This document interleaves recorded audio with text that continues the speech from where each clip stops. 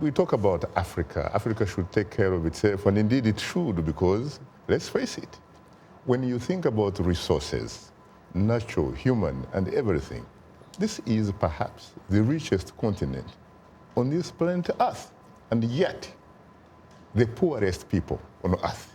Without a doubt, Shaka, I think you are right to say that this is the richest continent. When you think about whether it's gold or diamonds or oil or uranium, right? Yes. The resources of this global economy are dependent on Africa.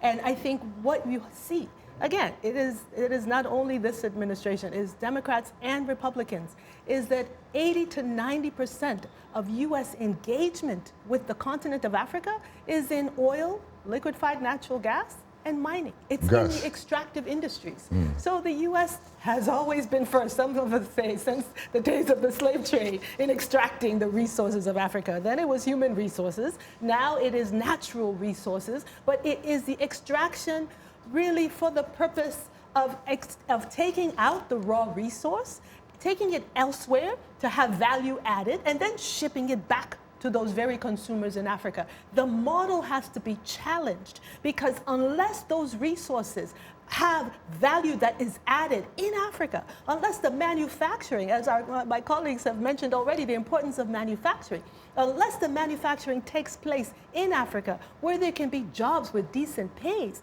and there are areas outside the extractive industries like renewables that do not continue the disastrous climate change, where Africa is at the very epicenter of the chaos of rising sea levels, right? So, you know, unless we challenge the model, we will continue to have the extraction happen, and external, particularly multinational corporations and local elites that do their bidding, and also government officials that may be doing their bidding, you know, a very narrow, less than 1% of the population actually benefiting from the very resources on the land on which they live.